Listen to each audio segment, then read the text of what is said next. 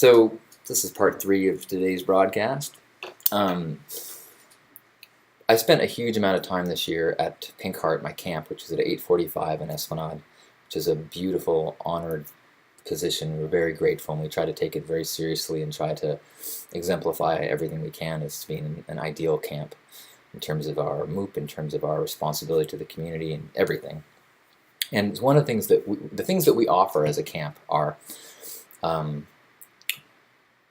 we say that we have an Esplanade viewing station. So we have these pink couches and shades that you can look out over the playa. We've got a water bar where we serve iced cucumber water. And we've got this bright pink, a dome, which is filled with pink pillows, and a big bright pink heart. And the explanation of our camp is that we want to be a lighthouse for body, mind, and spirit.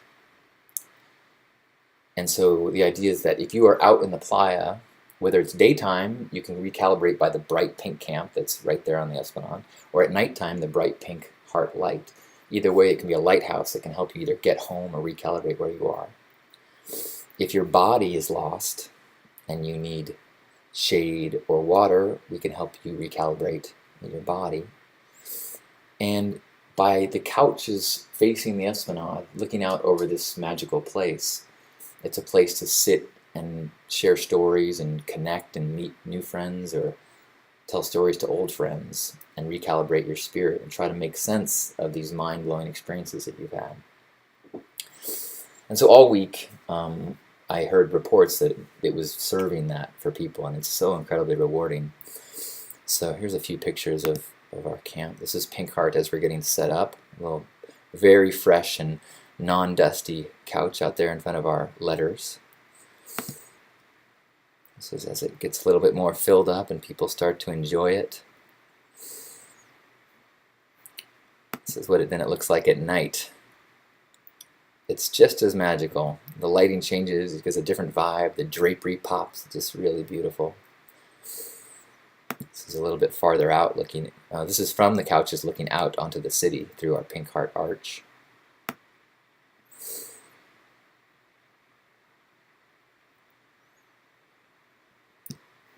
And then this is during the Pink Ride or before the Pink Ride. This is doing Hug Nation and speaking to everyone who came to hear the talk and go on the ride.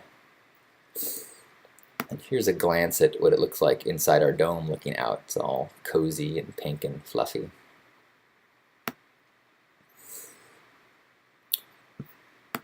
This year, in addition to having the most amazing weather, it was some of the most amazing art I've ever seen. It's hard to specifically say which certain art was amazing or what wasn't. I mean, that the temple, actually, when I first saw it, I was like struggling with. It almost scared me. It was this kind of combination of technology and artistry that I couldn't quite make place of it. It didn't look like a temple of the past. It was something new and different. It used science and math and technology to do no nails. It was all wood joints that all worked perfectly. You had this massive thing, and there was something about it that it took me a while to kind of sink with it and say, actually, this is actually the most Burning Man temple that I've ever experienced. This is most in alignment with the vibe of innovation and kind of coming together of spirit and tradition and technology that this event is really means for me and so many people. And so it actually, at first I was like, couldn't get a handle on. Eventually I became profoundly connected to the temple. I guess my experience, I think I have a picture here of the temple, I'm sorry about that. But every year in the temple, I write something to my Grandpa Caleb, who's my elder that I have had the most transformative experiences with, and if you listen to Hug Nation, you're probably no stranger to stories about Grandpa. But Turn one more time to find a picture of it.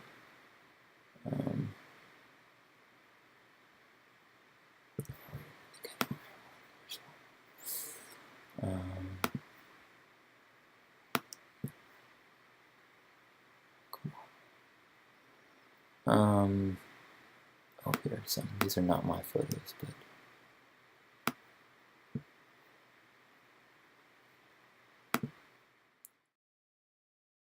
This is inside the temple as people write messages on it. I believe Johnny Quest took these photos.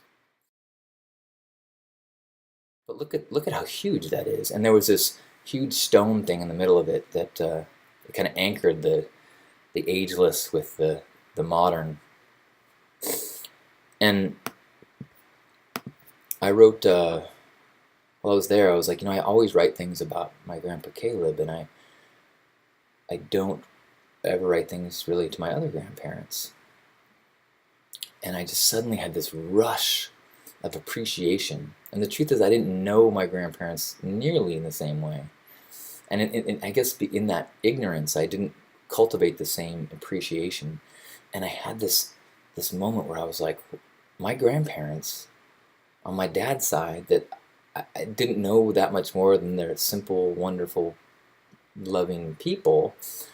This immigrant couple, raised my father, a man who lives a life more according to his ideals and values than anyone I've ever known.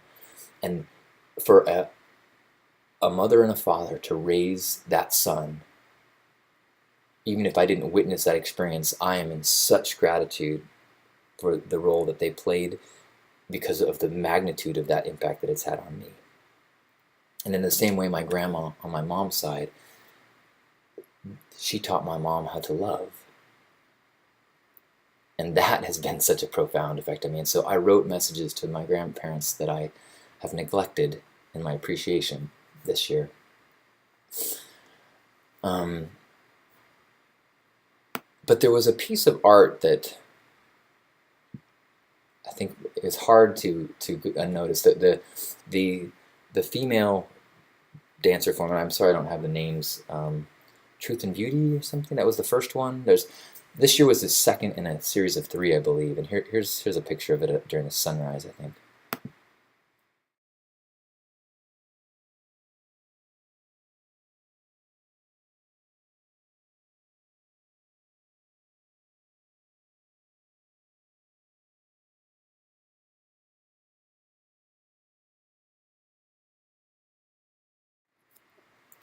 And the form itself I found to be just inspiring.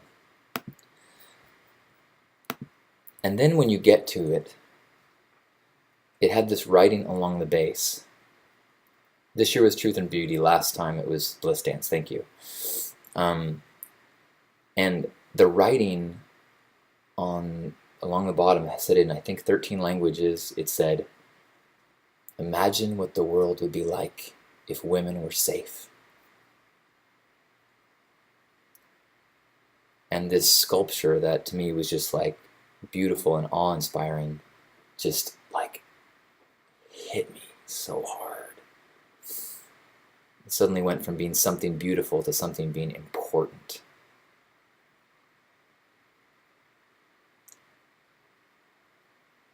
The photo is by Ben Canales, or Canales. Thank you, Varden. Look at that thing. Imagine what the world would be like if women were safe.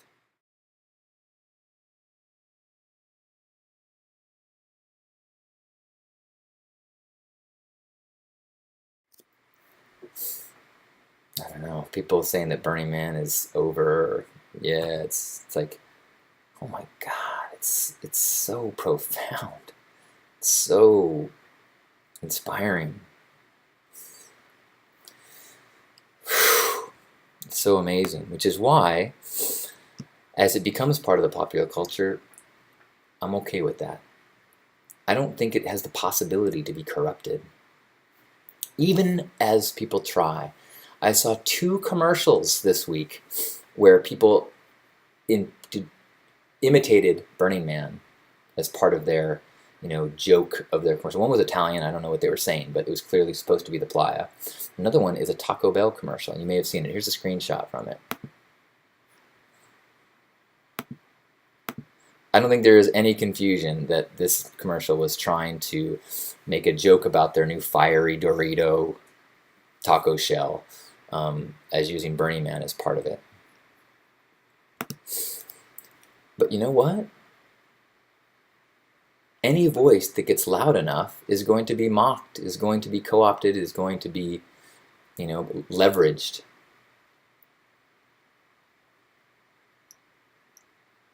I think this is all encouraging. I think that the more people that know that this is possible, that know that this is, even if first you start to mock, and then they meet one of us who's been, and we look them in the eye and say, it changed my life.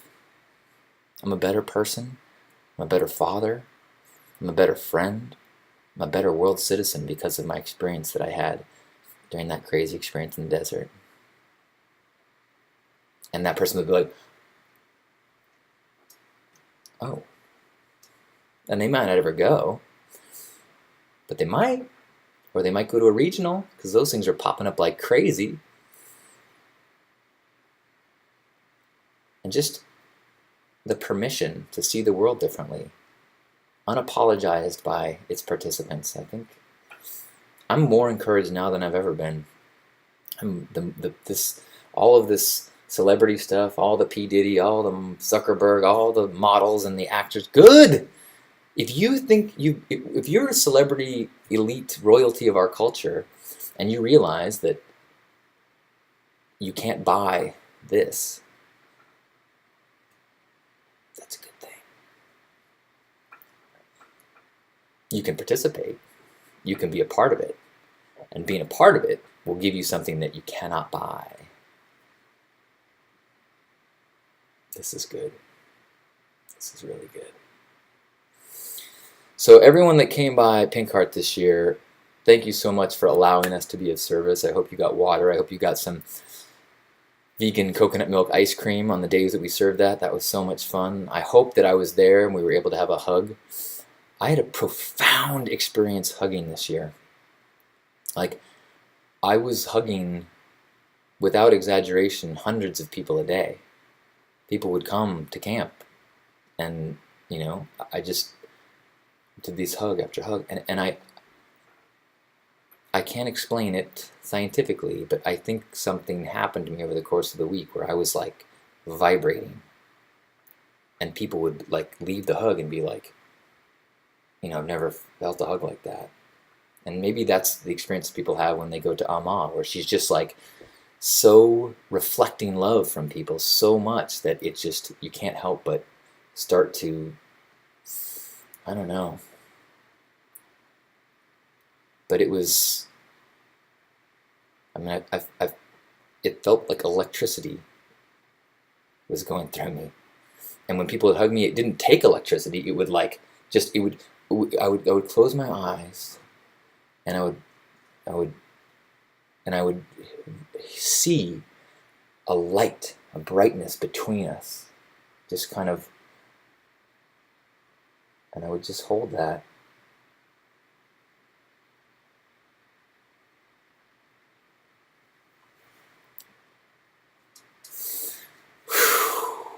Magic, magic, magic. So if I was able to hug you this year, thank you for allowing me to have that experience. It was transformative on a cellular level. And if we didn't get to hug this year, or even if we did, I look forward to the next time when we can hug. One of the things I'm going to try to do is to try to get out into the world more, so I have more opportunities to speak in person and hug in person, because I feel responsible to play that role.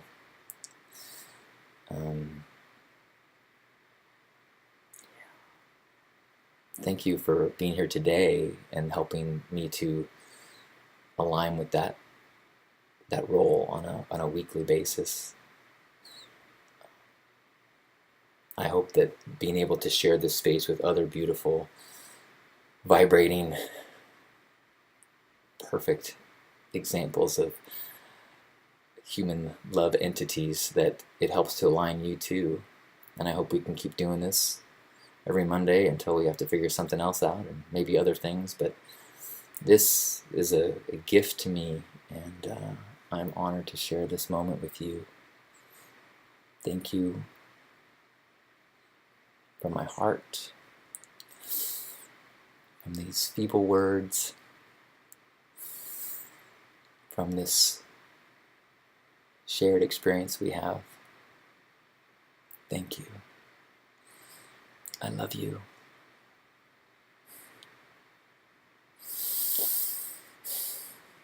Namaste.